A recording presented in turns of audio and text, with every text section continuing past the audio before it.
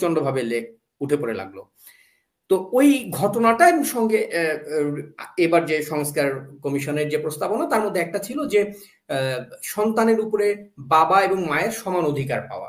এখন পর্যন্ত আমাদের আইন অনুযায়ী সন্তান যদি একটা বয়স 7 বা 9 বছর বয়স, যে এই বয়স হওয়ার পরে তার পুরো মালিকানাটা পেয়ে যায় বাবা, মা সন্তানকে রাখতে পারে না। বাবা যদি মানে সুস্থ হয় এবং সে যদি উপার্জনক্ষম হয় তাহলে সে চাইলে সন্তান নিয়ে যেতে পারে, মা আটকাতে পারে না। তো এটাকে সংস্কার করার কথা বলা হয়েছে যে সন্তানের উপর দুজনের সমান অধিকার। তো তৌহিদি জনতা কেন সন্তানের উপরে মায়ের অধিকারটাকে স্বীকার করে না, যেখানে একজন সন্তানের জন্ম থেকে বেড়ে ওঠা, তার তৈরি হওয়ার সবচেয়ে মানে আমি যেরকম আমি নিজে ব্যক্তিগতভাবে আমার ওয়াইফকে বলতাম যে আমি আমার সন্তানকে প্রচন্ড ভালোবাসি আমার ছেলেকে, বাট সেই ভালোবাসা আমার ওয়াইফ আমার সন্তানকে যতটা ভালোবাসে বড় জোর তার 5% হবে। ওর জীবনে যদি অবদানের কথা বলি সেটা বড় জোর আমার 5% হবে।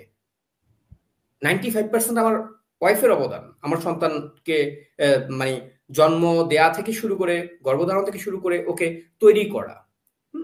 তো তারপরেও কেন সন্তানের উপরে সমান অধিকার দিতে তৌহিদি জনতার এতটা ক্ষোভ এই ব্যাপারটায়, বা মেরি ব্যাংকের মতো প্রজেক্ট কেন বন্ধ হয়ে যায়?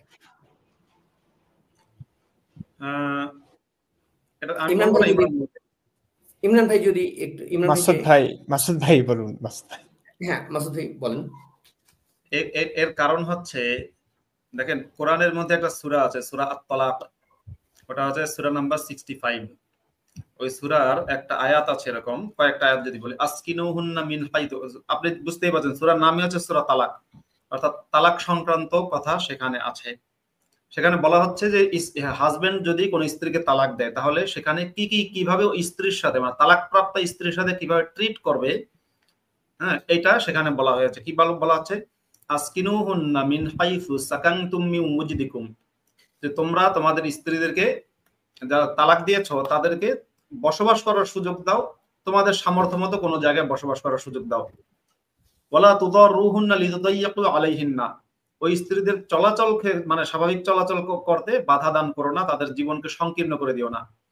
ওয়া ইন কুননা উলাতি হামলিন ফাআনফিকু আলাইহিন্না হাত্তা ইয়াদানা হামলাহুন্না, যদি সেই স্ত্রী প্রেগন্যান্ট হয় তাহলে বাচ্চা জন্ম না হওয়া পর্যন্ত তাদের উপরে খরচ করো। ফাইন আরদানা লাকুম ফাআতুহুন্না উজুরাহুন্না, যদি বাচ্চা হওয়ার পরে তোমাদের মানে পুরুষদেরকে বলা হচ্ছে, তোমরা যারা পুরুষ তোমাদের যে সন্তান, নারীর সন্তানকে তো বলা হচ্ছে না, ফাইন আরদানা লাকুম, তোমাদের সন্তানকে যদি ওই স্ত্রী দুধ পান করায়, বুকের দুধ পান করায়, ফাইন আরদানা লাকুম ফাআতুহুন্না উজুরাহুন্না, তাহলে তাদেরকে তাদের পারিশ্রমিক দিয়ে দাও।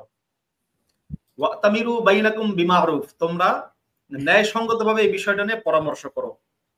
ওয়া ইন তাআসারতুম ফাসাতুরদিউ লাহু উখরা, যদি হাজবেন্ড ওয়াইফ তোমরা দুজন এটা নিয়ে ঝামেলা করো বা তোমাদের মধ্যে দর কষাকষি হয়, ঝামেলা হয়, তাহলে অন্য কোন নারীকে ডেকে এই বাচ্চার দুধ পান করাও।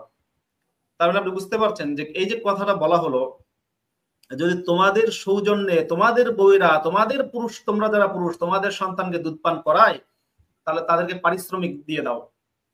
দুধ পান করানোর বিনিময়ে কোন সন্তান, আজকের আমি স্বাভাবিক পৃথিবীর মানুষকে জিজ্ঞাসা করছি, বাংলাদেশের তৌহিদের জনতাকে জিজ্ঞাসা করছি, কিন্তু মাথা ঘিলু খাটান্ত, মা তার সন্তানকে দুধ পান করাবে, এর বিনিময়ে আমি অন্যের মা না, মানে ধরেন যে আমার সন্তানকে অন্য মা পারা না, আমি বলছি আমার সন্তানকে আমার স্ত্রী দুধ পান করাবে, এর বিনিময়ে তাকে আমি পারিশ্রমিক দিতে পারি।